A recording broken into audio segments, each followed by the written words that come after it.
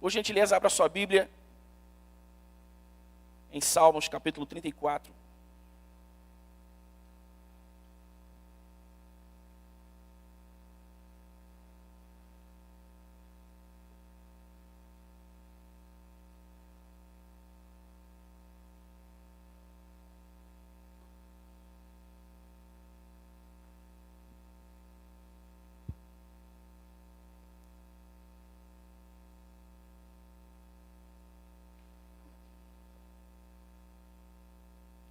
Salmos capítulo 34, enquanto você vai abrindo aí a sua Bíblia, me ouça.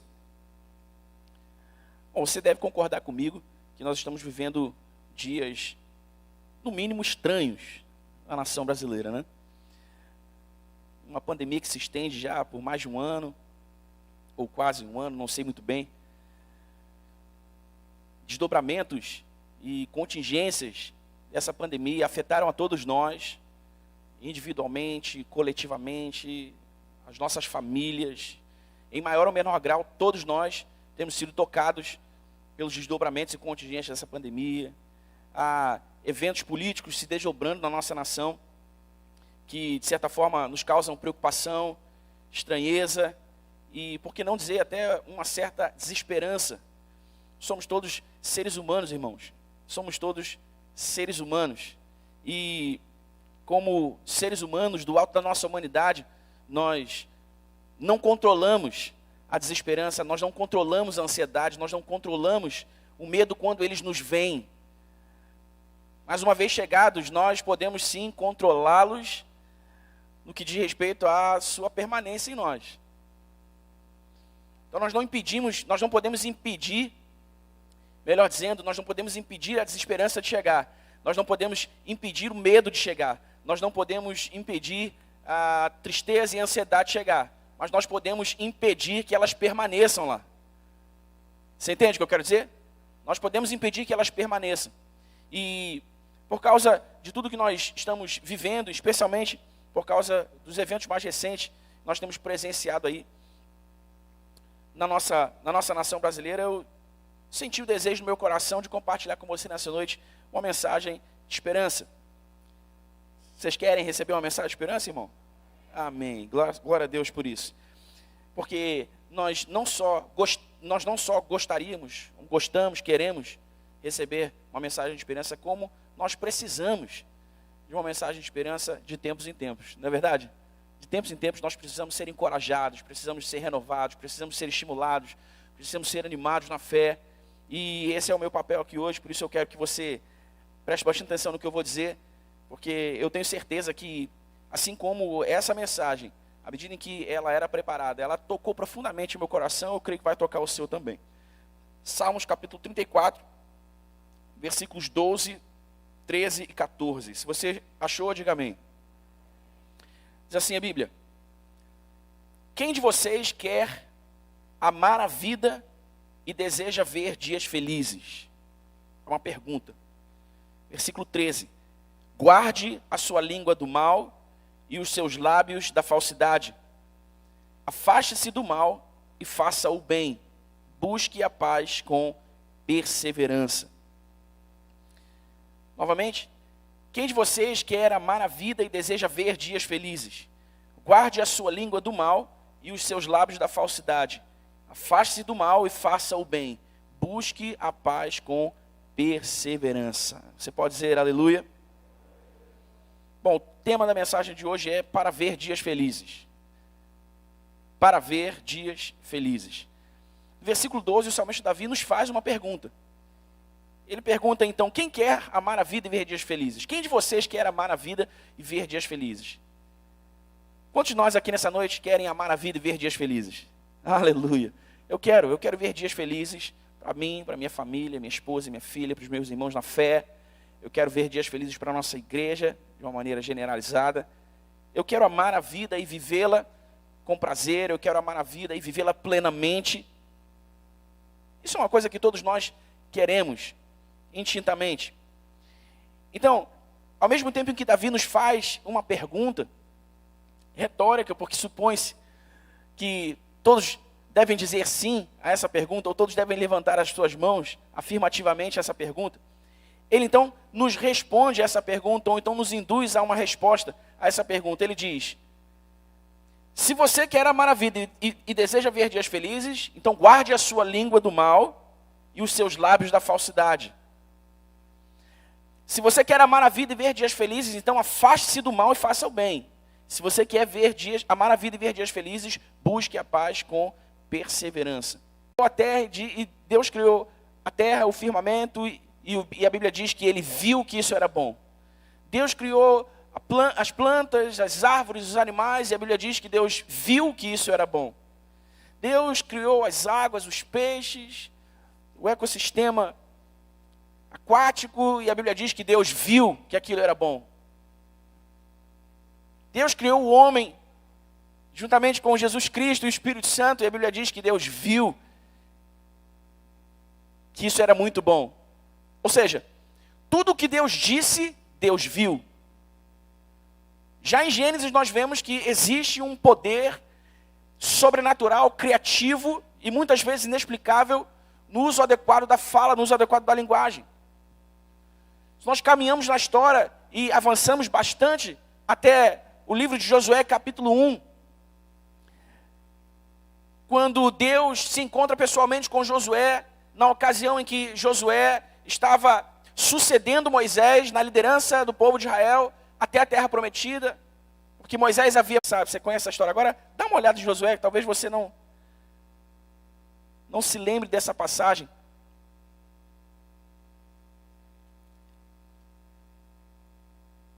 Especialmente a respeito de falar o bem e do poder criativo, sobrenatural que existe no uso adequado da fala e da linguagem. Josué capítulo 1, versículo 8.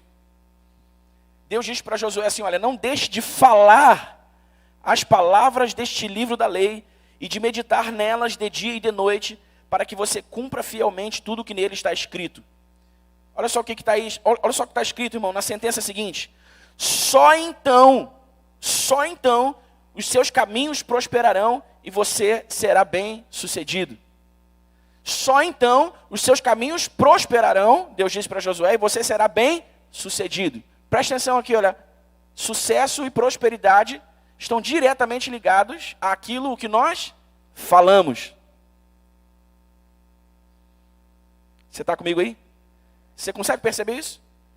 Sucesso e prosperidade, nas palavras do próprio Deus a Josué, estão diretamente ligados àquilo que nós falamos. Porque antes de prometer sucesso e prosperidade a Josué em todos os seus caminhos como líder da nação de Israel, naquele momento Deus disse: olha, Josué, não deixe de falar as palavras do livro desta lei.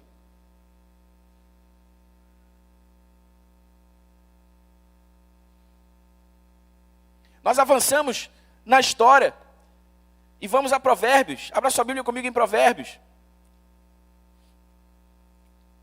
Deixa o Salmo 34 marcado aí para você não perder o texto principal. Vamos a Provérbios, capítulo 18.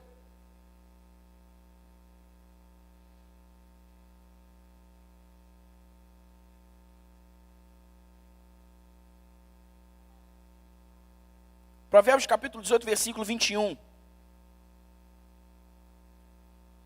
A língua tem poder sobre a vida e sobre a morte. Uau! Os que gostam de usá-la comerão do seu fruto. Prestou atenção nisso aqui? Está escrito, irmão? Olha só.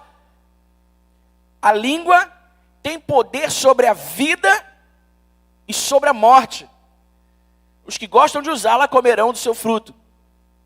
O que esse versículo quer dizer? Esse versículo quer dizer que as suas palavras carregam um poder para produzir vida ou para produzir morte, em si mesmo e naqueles que o ouvem. Por isso, ao longo do Novo Testamento, especialmente nas cartas dos apóstolos, mais especificamente o apóstolo Paulo, é enfático em nos ensinar sobre a necessidade de nos edificarmos uns aos outros a partir de um linguajar sadio, saudável. Ele diz, olha, que as suas palavras Paulo disse a Timóteo, que as suas palavras sejam temperadas com sal, para que você saiba responder a cada um como convém.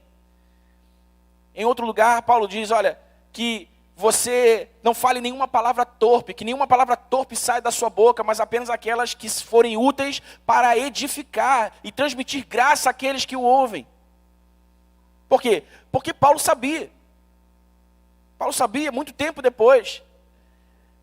Por causa do registro das coisas que Deus fez através de homens de Deus e de mulheres de Deus que entenderam a realidade desse poder e trabalharam com esse poder em favor do seu propósito, que há um poder criativo, sobrenatural, muitas vezes inexplicável no poder, no uso adequado da nossa fala, da nossa linguagem. As nossas palavras têm o poder de tornar real aquilo que nós dizemos, irmãos. Sabe, isso está registrado na Bíblia. Muito antes da ciência da neurolinguística dizer que a nossa mentalidade é modelada também por aquilo que nós dizemos. A Bíblia já nos ensinava que aquilo que nós dizemos carrega o poder de tornar real aquilo que nós estamos dizendo. Então, se você quer amar a vida e ver dias felizes, em resposta à pergunta do salmista Davi, nós lemos no Salmo 34, você precisa aprender a falar o bem. Amém? E o que seria falar o bem? Seria falar coisas boas? Sim e não. Sim, porque todos nós deveríamos usar o poder da nossa linguagem, da nossa fala, em nosso favor, em favor daqueles que nos ouvem, falando coisas boas. Mas no nosso contexto, e no contexto que eu quero abordar com você nessa noite, não se trata apenas de falar coisas boas. Trata-se de falar a palavra de Deus. Trata-se de falar os oráculos de Deus. Trata-se de falar a vontade de Deus. Trata-se de falar o propósito de Deus. Trata-se de falar os caminhos de Deus. Trata-se de falar a lei de Deus, como o próprio Deus instruiu Josué a fazê-lo. Nós precisamos aprender a proclamar a palavra. Nós precisamos aprender a declará-la. Nós precisamos aprender a confessá-la. Você sabe que é interessante que um dos significados literais do verbo confessar, no hebraico e no grego bíblico, significa dizer a mesma coisa. No contexto religioso, nós pensamos imediatamente em confissão como aquele ato de contar pecados ocultos para um padre, para um pastor, para quem quer que seja. Nós estamos confessando algo, nós estamos dizendo algo. Ok, é correto. Mas o sentido bíblico do verbo confessar, antes de ser uma declaração pública, ou mesmo privada para alguém, de algo que nós fizemos, é concordar e dizer a mesma coisa. Então, quando nós falamos em confessar a palavra, quando nós falamos em proclamar a palavra, em declarar a palavra, quando nós falamos em falar o bem, como sendo falar a palavra, nós estamos falando em concordar com a palavra, dizer a mesma coisa que a palavra diz. Dizer a mesma coisa que a palavra diz. E há 3 instâncias em que nós devemos aplicar o poder da nossa fala, da nossa linguagem, no que concerne a falar bem. Ou melhor, no que concerne a falar o bem. Falar o bem a nós mesmos, falar o bem de nós mesmos e falar o bem aos outros e dos outros. Amém? Não é falar bem de nós mesmos. Porque o próprio escritor de Provérbios, o rei Salomão, disse em Provérbios 27, versículo 2... seja outro que te louve, e não a tua própria boca. Ou seja, não se trata de falar bem de nós mesmos. É vender o nosso próprio peixe. Não é sair por aí entregando nosso cartão de visita por meio daquilo que nós falamos. Falar o bem. No nosso contexto mais específico aqui, falar a palavra. Confessar a palavra a respeito de nós mesmos e para nós mesmos. Um exemplo prático do que seria isso. Vamos supor que, por causa dessa pandemia, você tenha entrado num estado de escassez financeira. E em algum momento você percebeu as contas à beira de não serem pagas, a despensa à beira de não ser cheia, e você se viu à beira de complicações mais graves, porque ou você perdeu o seu emprego, ou o seu salário foi muito reduzido. Vamos supor que essa tenha sido a sua realidade. E nesse exato momento em que a desesperança, em que o medo, nesse exato momento em que a escassez se apresenta a você como um monstro assustador, você pensa, vai faltar. Você pensa, eu não vou conseguir. Você pensa, eu não vou virar. Você pensa, eu vou ter que pegar emprestado. Você pensa, eu vou ter que ir no banco. Você pensa, eu vou ter que fazer alguma coisa. Você pensa, eu não sei o que vai acontecer. Isso é o que você pensa. Mas o que é que você diz? Você diz, mesmo diante da escassez, presta atenção, você diz a você mesmo, você diz de você mesmo, e quando oportuno você diz aos outros. Você diz, mesmo diante da escassez, mesmo diante das dificuldades, mesmo diante da desesperança, do medo, mesmo que muitas vezes assola o meu coração, por causa da falta que eu vejo com os meus olhos naturais agora, eu proclamo, eu declaro a palavra do Senhor sobre a minha vida, e a palavra do Senhor diz que Ele é o meu pastor e nada me faltará. Eu proclamo, eu confesso a palavra, eu declaro a palavra, e a palavra de Deus suprirá todas as minhas necessidades em glória por Cristo Jesus. Eu confesso, eu proclamo, eu declaro a palavra diante daquilo que os meus olhos naturais veem. E digo, se Deus não poupou o seu próprio filho, antes o entregou por todos nós, como não nos dará com ele e de graça todas as coisas? Eu confesso, eu declaro a palavra e digo, eu já fui moço e agora sou velho e nunca vi um justo mendigar o pão, e nem sua família, e nem sua descendência perecer. Você entende, irmão, o que eu estou querendo dizer? Fale o bem. Você quer amar a vida e ver dias felizes? Aprenda a falar o bem. Aprenda a falar a palavra. Use o poder criativo e sobrenatural da linguagem, da fala a seu favor. Acionando esse poder para tornar real aquilo que você declara. A palavra de Deus que você declara sobre si mesmo e sobre as suas circunstâncias. Amém, irmão? Amém, igreja? O inverso é verdade. Quando você vê diante de você esse cenário de desesperança, de medo, de ansiedade, de escassez, e você proclama o que você está vendo, e você declara o que você está vendo, você fala o que você está vendo, irmão, o mesmo poder criativo e sobrenatural que pode operar em nosso favor, pode também operar contra nós.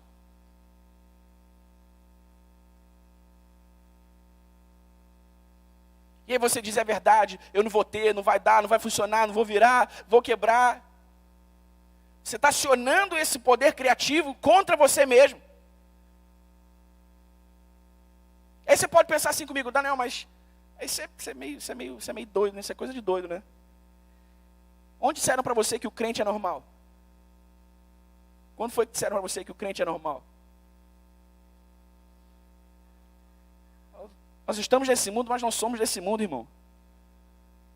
Nós somos em nós mesmos uma contracultura, porque somos de outro reino. Somos de um outro governo. Amém? Somos de um outro governo, somos governados, dominados por uma outra constituição, que não é a Constituição do Brasil. Obviamente, como cidadãos de passagem nessa terra, temos o dever e a obrigação de viver conforme as leis que nos são postas aqui, mas o nosso reino não é desse mundo. E ainda que pareça estranho o que eu estou dizendo, irmão, se você crê, e a fé muitas vezes ela parece estranha mesmo, se você crê, você vai experimentar e provar na sua vida o poder dessa palavra. Eu digo isso por experiência própria, eu digo isso pela experiência de dezenas, quiçá centenas de irmãos com quem eu converso e que têm usado o poder adequado da fala, da linguagem a seu favor, por meio da proclamação da palavra, da declaração da palavra, da confissão da palavra, da concordância com a palavra, por meio de dizer a mesma coisa que a palavra diz. Você está comigo aí? Você quer amar a vida e ver dias felizes? Fale o bem. Fale a palavra. Declare sobre si mesmo a palavra. Amém, irmão? E você não precisa esperar que um cenário desastroso seja apresentado a você por uma catástrofe qualquer.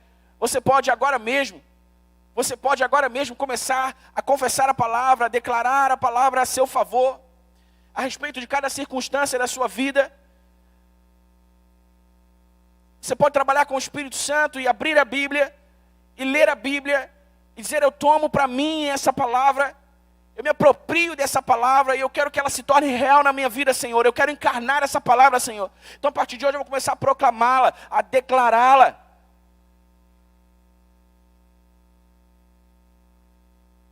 Em 2 Coríntios, se eu não me engano, no capítulo 2, o versículo 9 ao 10, o apóstolo Paulo faz uma menção a essa declaração dita já no Antigo Testamento. Não me lembro exatamente onde, mas ele diz: tendo, porém, este mesmo espírito de fé, criei, por isso falei.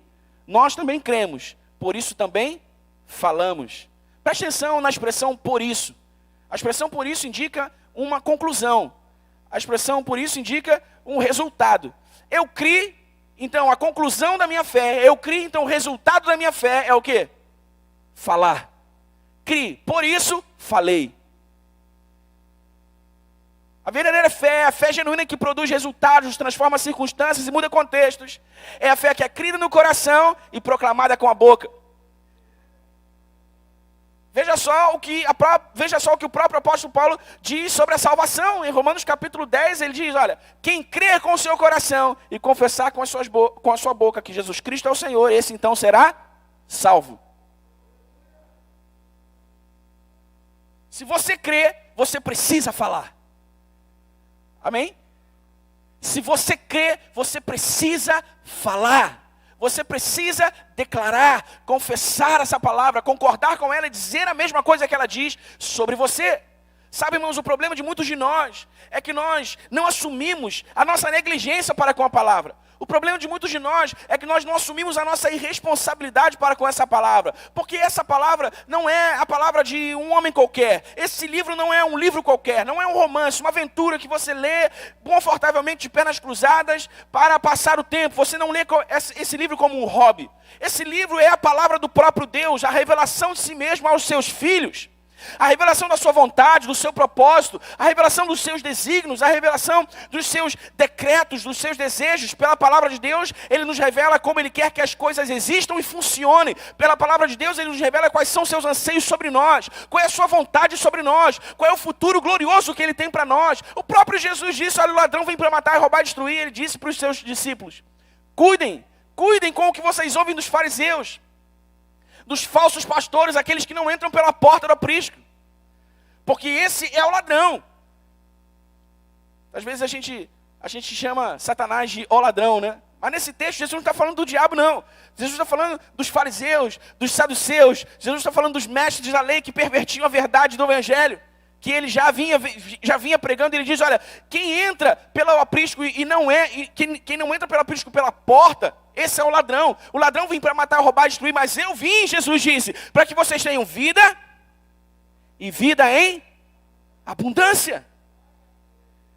O propósito da vida de Jesus era em nos dando a salvação por meio da redenção, a saber, o perdão dos nossos pecados, que vivêssemos hoje, ou desde o dia da nossa salvação até a sua volta, uma vida gloriosa, plena, abundante, extraordinária.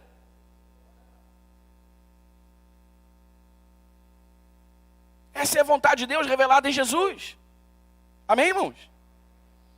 E nós precisamos nos ater aos limites da própria palavra para entender o que significa essa vida plena, abundante, extraordinária, incrível. Porque você pode rapidinho viajar na maionese e pensar que é ter 2 casas, 3 carros, uma lancha, um bom emprego, ganhando 30, 40, 50 mil por ano. Isso não necessariamente é um reflexo da vida plena, da vida abundante que Jesus veio nos dar, não, irmão, tá? Ok? Vamos nos ater aos limites da palavra, mas isso é tema para uma outra pregação. O que eu quero que você entenda é que, em linhas gerais, a vontade de Deus, irmão, não é o seu sofrimento, a sua escassez, a sua dor. Embora Ele muitas vezes use o sofrimento, a dor e a escassez para nos amadurecer, para nos ensinar, para nos levar do ponto A ao B. Essa não é a vontade plena dEle para nós, esse não é o destino dEle para nós. Na transição, na passagem, nós às vezes experimentamos escassez, nós às vezes experimentamos dores, sofrimentos, tribulações. Mas é na passagem. Porque Deus quer nos levar a um lugar de maturidade, onde nós percebemos a vida plena de Jesus se manifestando em nós, pelo poder da sua palavra e do Espírito que nos habita. Em todas as áreas da nossa vida, no nosso casamento, na nossa família, na nossa criação, na criação dos nossos filhos, na nossa lida com o dinheiro, nos nossos negócios, Nos nossos relacionamentos interpessoais, de forma mais generalizada, a vontade de Deus é o nosso avanço, é o nosso progresso, é o nosso crescimento. Por isso, o mesmo sábio Salomão disse, olha, a vereda do justo é como a luz da aurora, que vai o quê?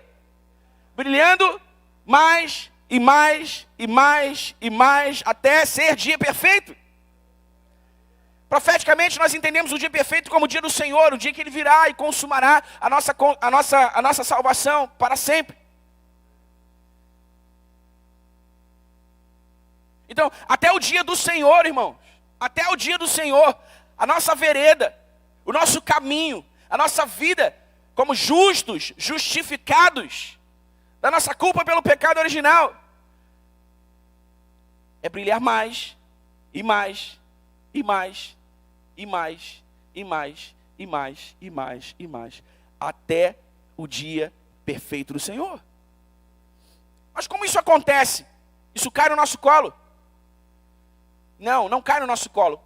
Porque nada que é de Deus para nós cai no nosso colo. E preste atenção por quê? Isso é assim. Isso é assim porque desde o princípio, a vontade de Deus nunca foi fazer coisas para nós. Nunca foi fazer coisas por nós apenas. Obviamente que há coisas que só Deus pode fazer para nós, que só Deus pode fazer por nós. Mas a vontade de Deus nunca foi fazer coisas para nós ou por nós apenas. A vontade de Deus sempre foi fazer conosco. Você sabia disso, irmão? Deus conta com a sua parceria. Jesus Cristo conta com a sua parceria. O Espírito Santo conta com a sua parceria para estabelecer os propósitos de Deus na sua vida aqui nessa terra. E a sua parceria, dentro do contexto em que nós estamos refletindo nessa noite, é falar o bem. Acione o poder criativo e sobrenatural da fala, da linguagem, concordando com as Escrituras e proclamando-as em seu favor. Amém? Amém, irmão? Está sofrendo com escassez? Comece a proclamar a palavra. Proclame o Salmo 23, proclame Efésios, proclame muitos salmos, muitos provérbios. Provérbios capítulo 3 diz, olha, tragam ao Senhor as primícias de todos os seus recursos e os seus celeiros. Não, como é que é? Peraí. Um dia eu vou ter a memória igual do Silas Malafaia, irmão. Mas por enquanto eu não tenho, não. Olha só. Honre ao Senhor com todos os seus recursos e com os primeiros frutos de todas as suas plantações. E os seus celeiros ficarão plenamente cheios. E os seus barris transbordarão de vinho. Celeiros cheios e barris transbordando vinho dependem de uma ação. Deus trabalhando conosco. Amém? O versículo, a Escritura poderia dizer, olha, Deus é bom, Deus ama vocês e Ele vai encher os seus celeiros e transbordar os seus barris. Não, Ele disse assim, olha, primeiro honrem ao Senhor com os seus recursos e com os primeiros frutos da sua renda. E então, você entende? Então há um movimento e uma resposta. Há uma ação e uma reação. Deus é soberano, irmão. E do alto da providência divina, na prerrogativa de Deus, que sabe todas as coisas, pode todas as coisas, vê todas as coisas, Ele pode intervir no tempo e na história, quando quiser, como quiser, para o que quiser. Mas Ele conta conosco. Ele quer trabalhar conosco. Amém, irmãos? Ele quer trabalhar conosco, comigo, com você. E não fique orando e esperando que as coisas vão cair no seu colo, irmão. Trabalhe com Deus para que elas aconteçam. Dias felizes. Você quer um casamento abençoado, você quer uma família com filhos abençoados, você quer um trabalho próspero e abençoado, você quer relacionamentos interpessoais abençoados, prolíferos, frutíferos. Comece a falar o bem. Você quer amar a vida e ver dias felizes? Comece a falar o bem. Falar o bem. Eu estou reunindo um material, irmão. Dar um pouco mais nesse estudo. Mas é fato que eu vou tocar sobre isso, vou só tanger aqui, não vou me aprofundar nisso hoje não. Que a nossa mentalidade, nosso modo de pensar, ele é modelado também por aquilo que nós dizemos. Porque aquilo que nós dizemos é uma mensagem que nós emitimos e que o nosso cérebro capta. E essa mensagem, ela se mistura às milhares, centenas de milhares, milhões de milhares de informações que nós acumulamos diariamente, e elas vão dando o nosso modo de pensar. E o nosso modo de pensar é a origem de todo o nosso comportamento. Nós agimos sempre de acordo com o que nós pensamos. Ainda que seja um pensamento transitório, ainda que seja uma mentalidade transitória. Mas nós só agimos de acordo com o que nós pensamos. Eu pensei, e aquele pensamento ganhou força, e aquele pensamento desceu para o meu comportamento, e eu fui lá e fiz, eu fui lá e agi.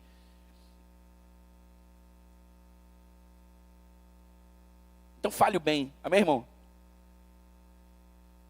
O governo vai mal, a economia vai mal, a pandemia está aí. Não deixe a desesperança tomar o seu coração. Não deixe o medo tomar o seu coração. Não deixe a ansiedade tomar o seu coração. Não deixe o pânico tomar o seu coração. Comece a falar o bem. Comece a falar o bem. Comece a falar o bem.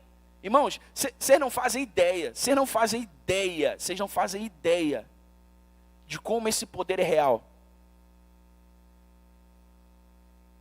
Acho que eu já contei, já devo ter contado pelo menos umas 20 vezes essa história aqui. Mas eu sempre lembro dela, e sempre que eu lembro dela eu gosto de contá-la. Então eu vou contar de novo. Em 2009, quando nós tínhamos a escola de vida e nós ensinávamos os fundamentos da fé, havia uma aula dentro do módulo de fundamentos da fé que falava só sobre esse tema, sobre o poder das confissões de fé. E nós trouxemos todo o conceitual bíblico sobre isso, nos aprofundamos bastante nisso. E começamos a estimular os irmãos dentro de um contexto preservado pelos limites da Escritura, a confessar a sua fé, a declarar a sua fé. E havia um irmão que era aluno nosso na escola, e que naquela altura, ele estava quase ficando cego de uma das vistas. Ele estava no processo de fazer cirurgias, e cirurgias em cima de cirurgias, porque a vista dele estava quase perdida. E aí, o que ele fez foi crer e confessar a palavra. Aí ele disse que ele começou a se olhar no espelho todos os dias com a vista boa e ele começou a dizer para si mesmo: Cristo Jesus te dá saúde. Cristo Jesus levou sobre si as suas enfermidades, as suas dores. Você não nasceu com isso. Ele começou a dizer para si mesmo: você não nasceu com isso. Você é abençoado por Deus com saúde plena, saúde abundante. O poder para curar está no nome de Jesus, e em nome de Jesus eu declaro sobre você. Ele dizia para si mesmo no espelho: eu declaro sobre você a cura do Senhor. E ele começou a fazer isso todo dia. E a sua vista não melhorava. E aí chegou o dia dele fazer o exame. E ele não desistiu, ele seguiu fazendo essas confissões de fé diariamente. E aí chegou o dia dele fazer o exame, que era um exame, era um penúltimo, o último exame definitivo para ele fazer a cirurgia no olho.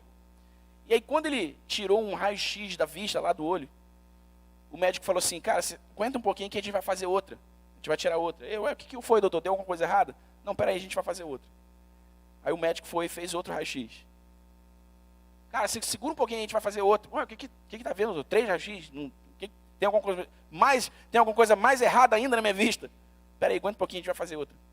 Aí ele fez um terceiro raio-x. Eu falei assim: cara, tem alguma coisa estranha aqui.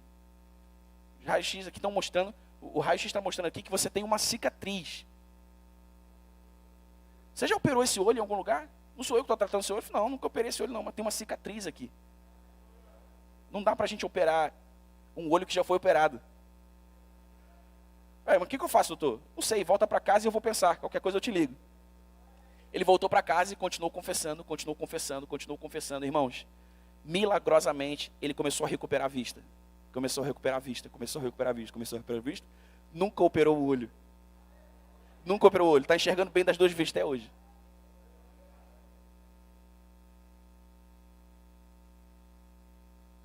Eu sei que você tem experiências de fé similares a essa.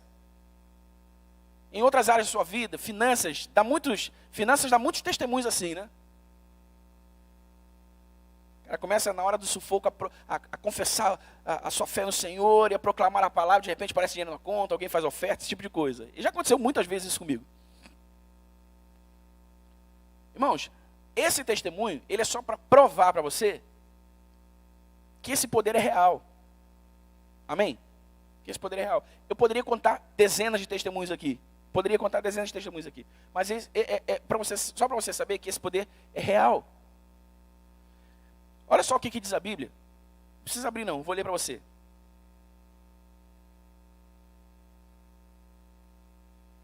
Se não achar que eu estou tirando essas coisas da minha cabeça, irmão, que eu estou viajando aqui na maionese para te dar esperança, para te animar. Olha só o que diz a Bíblia aqui, ó. Provérbios 18, 20.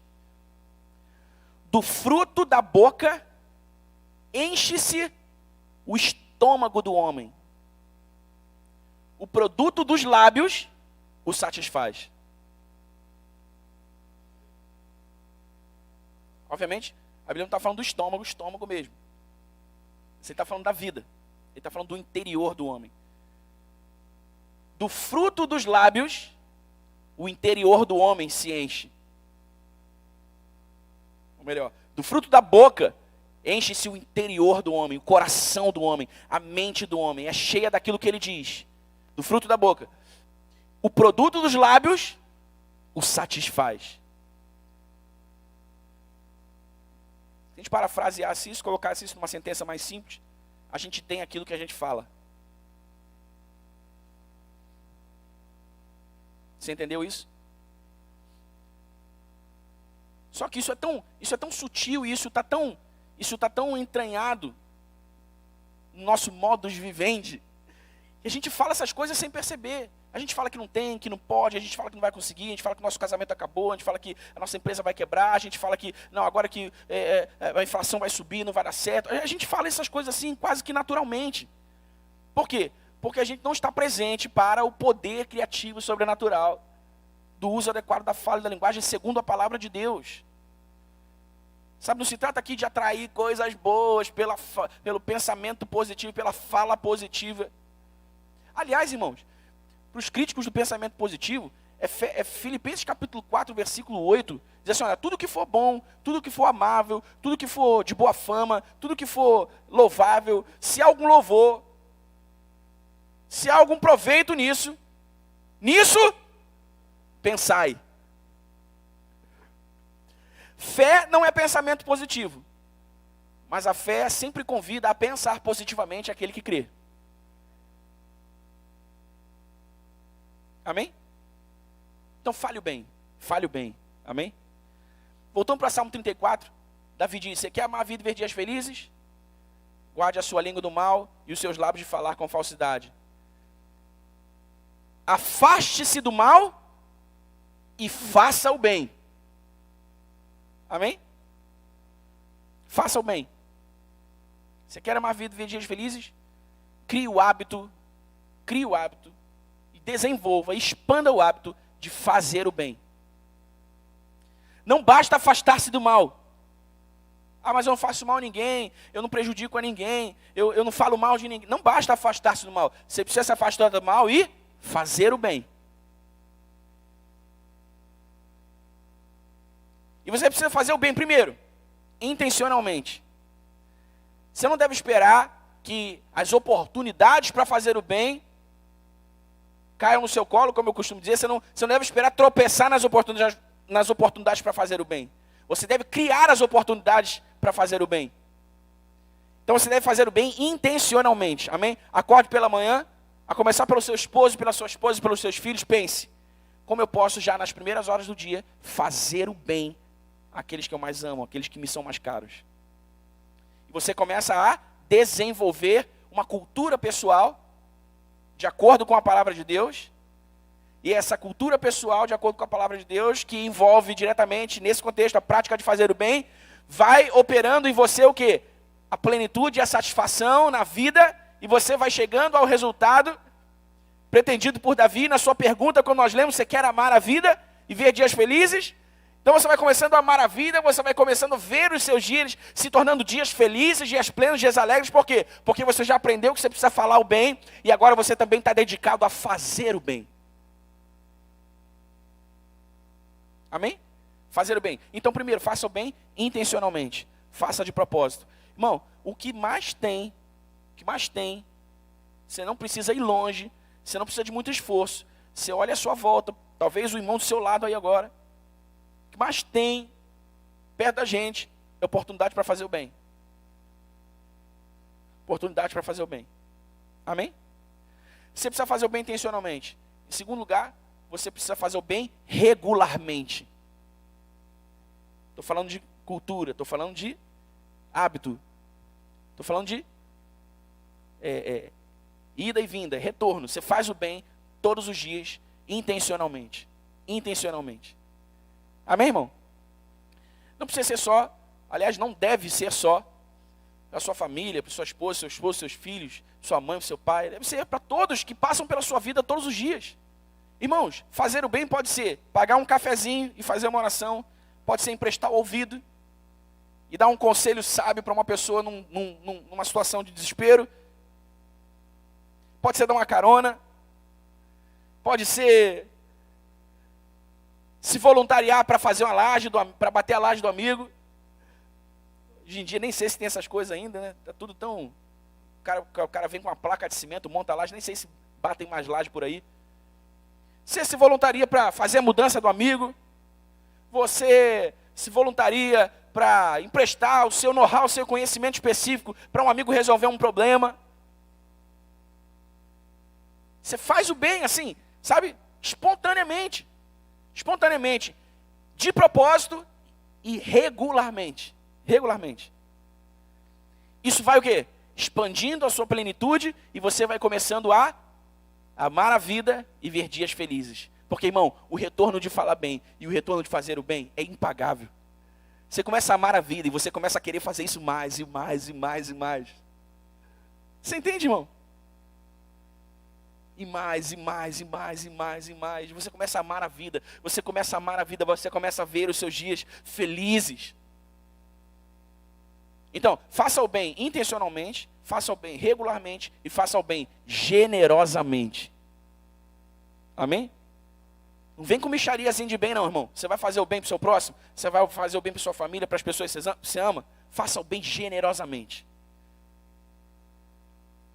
Eu tenho a minha definição particular de generosidade, que é: generosidade é fazer mais do que se espera. Generosidade é fazer mais do que esperam. Generosidade é fazer mais do que a minha obrigação. Se espera de mim que ou por exemplo, dá um exemplo aqui do matrimônio, né? Agora me vem muitos exemplos à mente. Se espera de mim, como homem, que eu leve dinheiro para casa.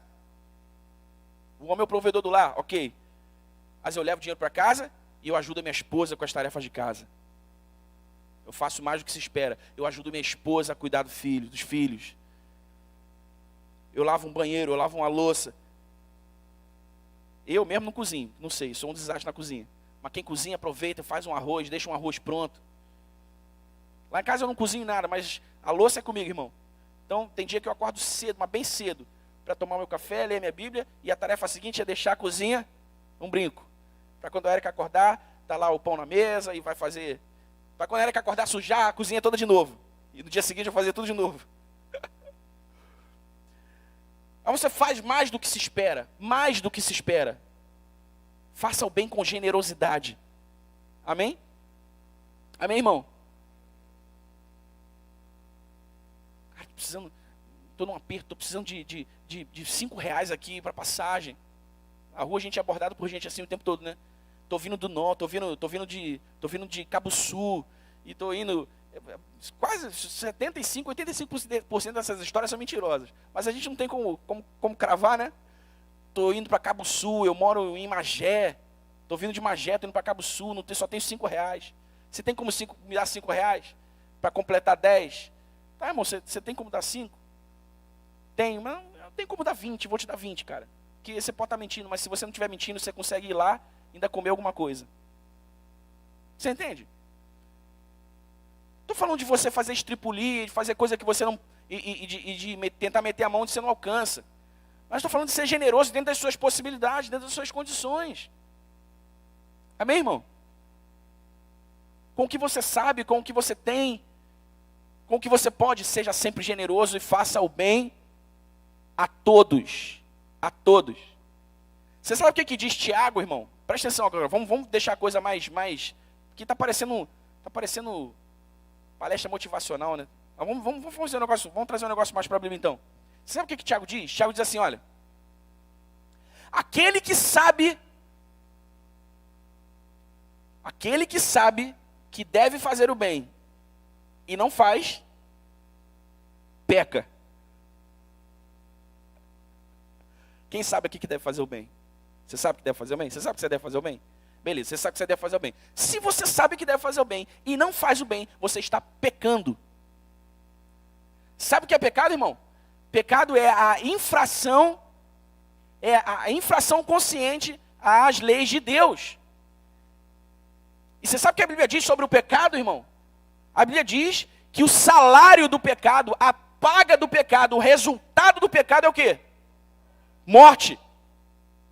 Você quer isso para a sua vida, irmão? Você quer? Então pare de pecar, se arrependa e comece a fazer o bem diariamente a todos que passam pela sua vida. Intencionalmente, regularmente e generosamente. Amém? Qual é o resultado disso? Amar a vida e ver dias felizes. Amar a vida e ver dias felizes. Amar a vida e ver dias felizes. Você sabe que, volta e meia, eu preciso... Deixa eu voltar aqui num texto que eu quero ler para você aqui rapidinho. Porque volta e meia eu preciso dar explicações às pessoas que me questionam muitas vezes esse tipo de mensagem, né? Faz tempo que eu não prego esse tipo de mensagem. Porque parece triunfalismo, parece que a igreja não sofre, parece que... Se você me conhece, está aqui me ouvindo regularmente todo domingo, você sabe que não é disso que se trata, você sabe que não é essa mensagem que eu prego. Mas olha só o que diz a Bíblia no Salmo, você não precisa abrir não, vou abrir para você aqui, vou ler para você.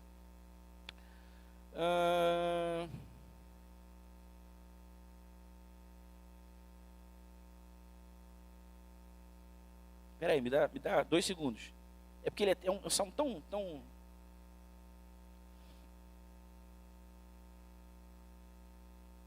Acho que é no 37.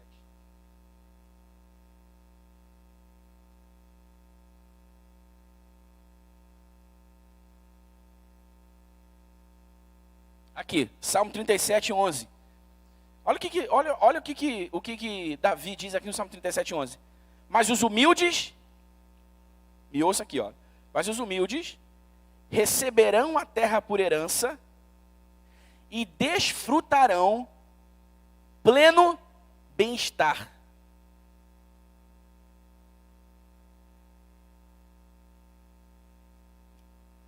Agora, sabe qual que é o grande paradoxo aqui, irmão? O grande paradoxo aqui é o seguinte. O grande paradoxo é que o crente maduro, não estou falando do crente infantil, do crente bebê, não, estou falando do crente maduro, o crente que está a caminho da maturidade, o crente que está no processo de amadurecimento espiritual, ele entende que mesmo os sofrimentos e as aflições dessa vida presente, tornam-se ao lado de Deus satisfação e bem-estar.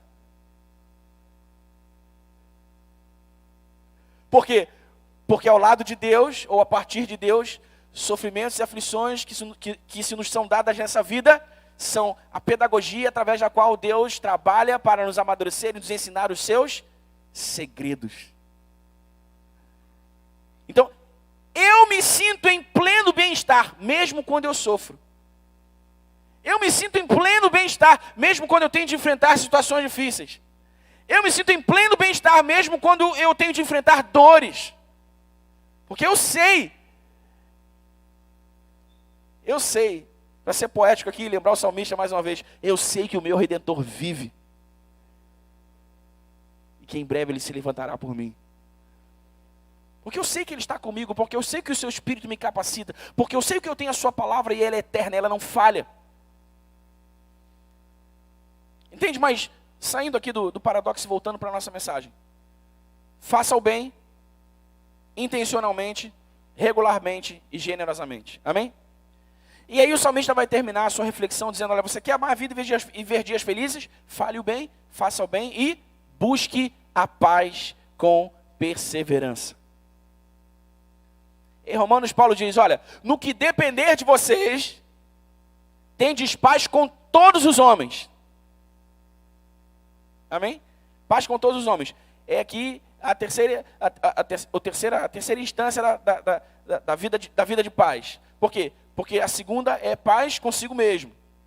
E à medida que você cresce na fé e vai desenvolvendo o fruto do Espírito, Paulo diz em Gálatas 5:22 que o fruto do Espírito é também paz. Amém, amor? Amor, ó. Amém, querido? Lembrei da Érica aqui, ó, o rosto dela me veio na mente, eu falei amém, amor. De repente eu me entreguei, você nem percebeu isso, mesmo entreguei minha gafe. Falei amém, amor? Amém, querido? Vocês não deixam de ser os meus amores também, né? Sai bem, né, Rafa? Então, olha só.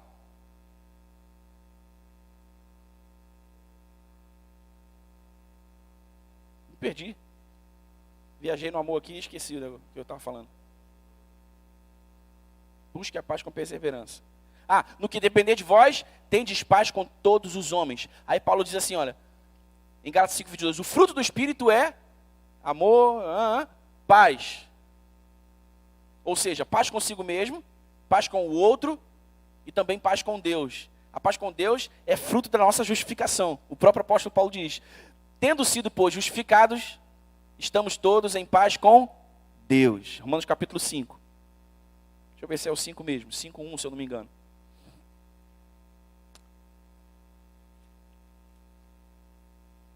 Romanos 5:1. Tendo sido, pois, justificados pela fé, temos paz com Deus por nosso Senhor Jesus Cristo. Então a justificação nos dá paz com Deus, o fruto do Espírito nos dá paz conosco mesmo. Amém? E pela fé e a instrução que a palavra de Deus nos dá, nós buscamos viver em paz com todos os homens. Busque a paz com perseverança. Você quer amar a vida e ver dias felizes? Fale o bem, faça o bem e viva em paz com todos. Com Deus, consigo mesmo e com os homens. No que depender de vós, está ao seu alcance, irmão. Faça a paz. É isso que Jesus ensinou para os seus discípulos. Ele disse, ó, bem-aventurados os pacificadores.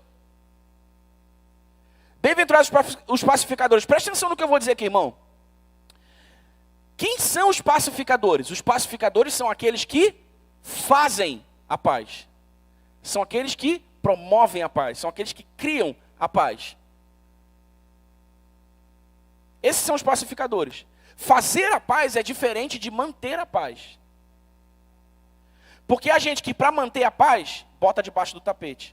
A gente que para manter a paz, não toca nesse assunto. A gente que para manter a paz, faz de conta que não está acontecendo. Não, que a gente não briga, que aí não dá errado, não dá ruim. A gente que para manter a paz, faz vista grossa. Isso é diferente de fazer a paz. Fazer a paz é promovê-la. Ainda que para isso sejam necessários conflitos. Ainda que para isso sejam necessários acertos de contas. Ainda que para isso seja necessário quebrantamento e arrependimento. Ainda que para isso seja necessário ressarcimento àqueles que foram ofendidos por nós. Porque sabe, irmão, o verdadeiro arrependimento sempre paga o boleto. Não, eu pequei, no meu Instagram lá dá muito isso, né? Eu abro uma caixinha de pergunta e alguém me perguntou assim, eu traí o meu esposo, já confessei para Deus, tem que falar para ele? Eu falei, claro, não foi Deus que casou com você, foi o seu esposo. É a ele que você deve honestidade, é a ele que você deve sinceridade, é a ele que você deve verdade. Aliás, Deus sempre conheceu o teu coração, mesmo depois que você traiu, mas é o seu esposo que está casado com você.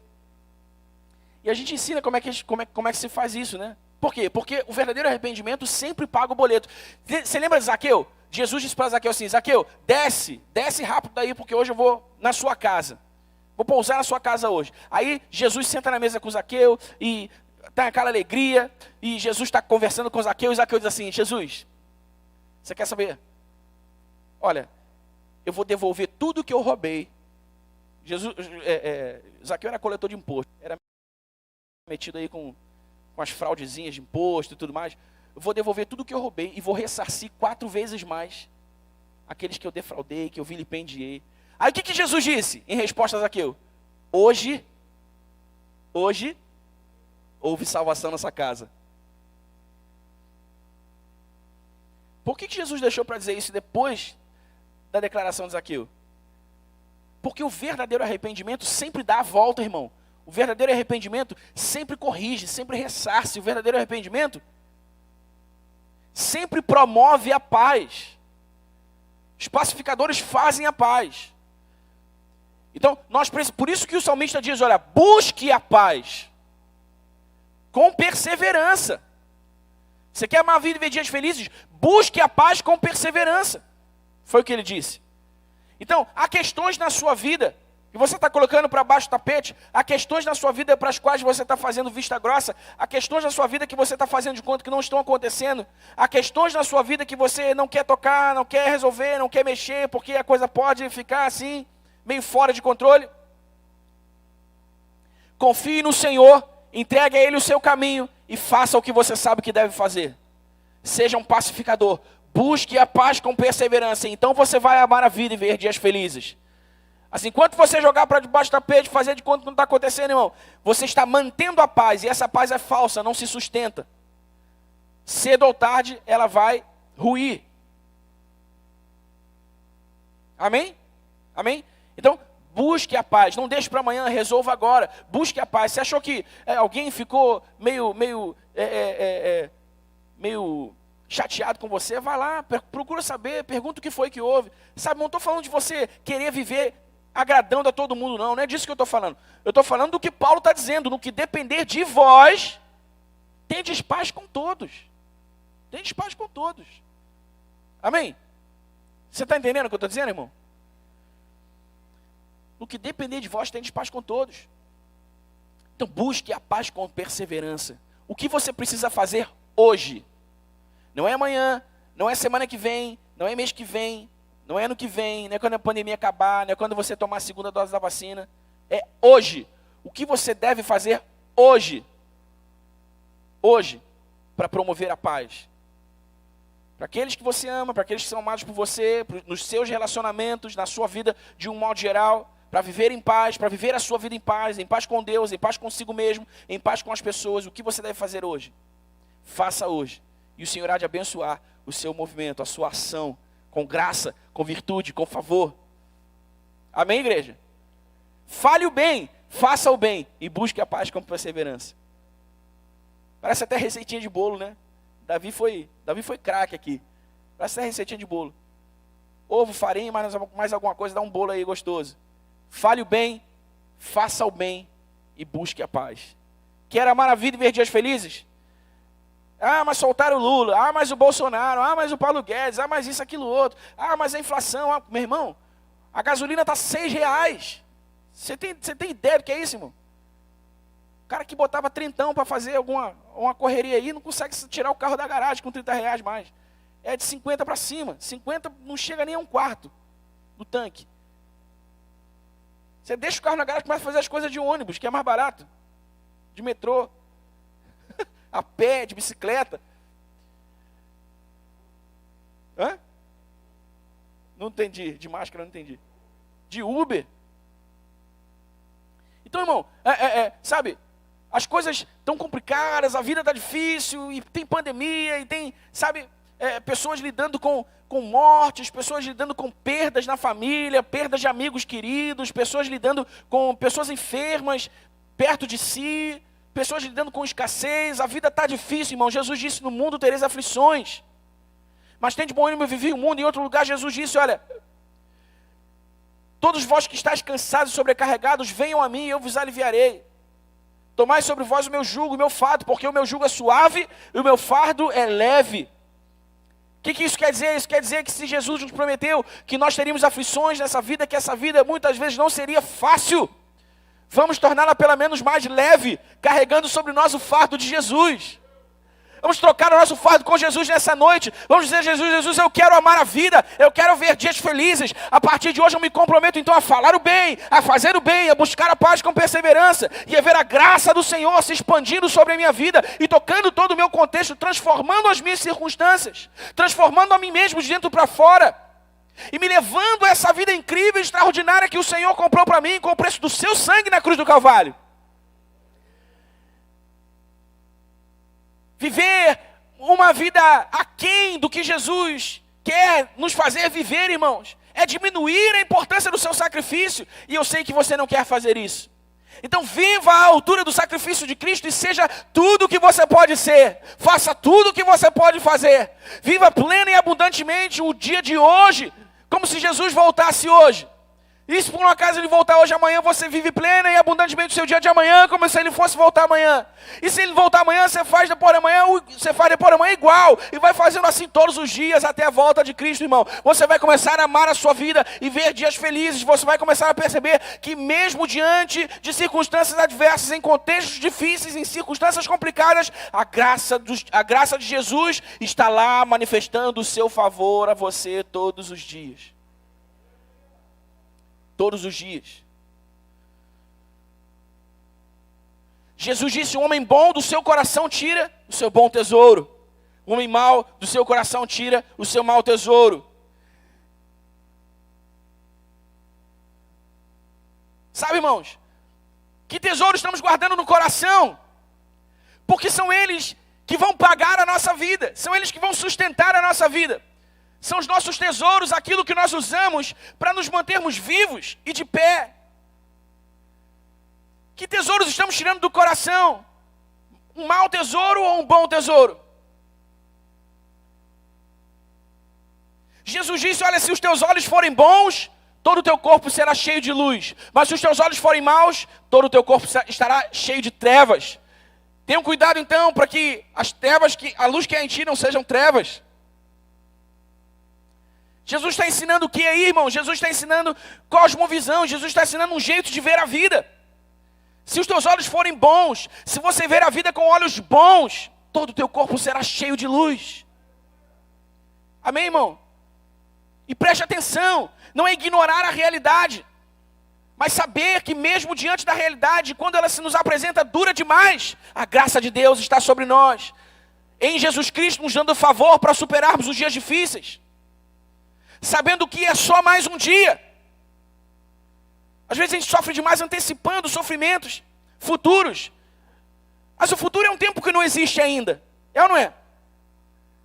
Então vamos viver hoje. Jesus disse também, olha, não se exasperem pelo dia de amanhã, porque o dia de amanhã trará consigo mesmo o seu mal, pois basta a cada dia o seu próprio mal. Então vamos viver um dia de cada vez, intensamente, amando a vida e vendo dias felizes, falando bem, fazendo bem e buscando a paz com perseverança. Amém? Amém, igreja? Amém, igreja? Esperança. Esperança. Dias melhores virão. Ah, mas não sei, Daniel, será que vem mesmo? Depende. Pode vir para mim e não vir para você. Pode vir para você e não vir para o irmão da esquerda e da direita. Depende de cada um de nós. Depende do movimento que vamos fazer para Deus. Porque o movimento que fazemos para Deus é o movimento que Ele corresponde, realizando em nossa vida a sua palavra e os seus propósitos. Aquilo que eu falo é aquilo que eu tenho. O bem que eu faço é o bem que retorna para mim. É a lei da semeadura. O homem ceifará tudo aquilo que ele plantar. Eu busco a paz, estabeleço um limite de paz nos meus relacionamentos. Vivo em paz com Deus, em paz comigo mesmo, em paz com todos os homens. Irmão, existe vida melhor? Sim ou não? Os desafios vêm, as dificuldades vêm, as lutas vêm. Mas nós as enfrentamos com coragem, com fé, com alegria, com esperança. Amém, igreja? Eu estou esperançoso para o futuro. Eu estou esperançoso para amanhã. Estou esperançoso para amanhã. Estou esperançoso para o fim da noite de hoje. Estou esperançoso para o fim da noite de hoje. Pode ser que ao fim do culto alguém me leve para uma churrascaria com a minha família toda. Olha que coisa linda. Se não acontecer, eu estou esperançoso para amanhã, irmão. Estou esperançoso para amanhã. E assim a gente vai vivendo um dia de cada vez, alegres, amando a vida e vendo dias felizes. Amém? Amando a vida e vendo dias felizes. Então repita comigo, diga: para amar a vida e ver dias felizes, eu devo falar o bem, fazer o bem e buscar a paz. De novo, falar o bem, fazer o bem e buscar a paz. De novo, falar o bem, fazer o bem e buscar a paz. Amém, irmão? um dia de cada vez.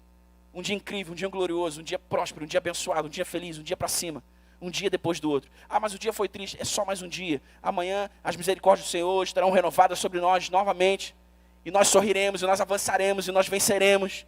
Amém, igreja? Amém? Graças a Deus por Cristo Jesus que nos conduz à vitória. Sempre. Cara, o que mais me chama a atenção nesse versículo é a palavra sempre, sabia? Não sei se você já percebeu. Graças a Deus que sempre nos conduz em vitória. Então, mesmo quando há diante de mim uma aparente derrota, se eu sou alguém que está sendo guiado pelo Espírito Santo, em algum ponto desse trajeto haverá uma curva e eu verei essa aparente derrota tornando-se uma vitória inesperada. Amém, igreja? É assim que se vive a vida. Essa semana eu li na internet, no perfil de um cara que eu sigo, o Brasil não é para os fracos. E não é mesmo, irmão. Se nós não formos fortes, se nós não formos esperançosos, se nós não estivermos com a nossa expectativa firmada na palavra, não no que nos prometeram, não no que o governo está dizendo que vai acontecer ou deixar de acontecer, mas se nós não tivermos a nossa expectativa firmada na palavra, os nossos dias que talvez estejam difíceis podem se tornar piores.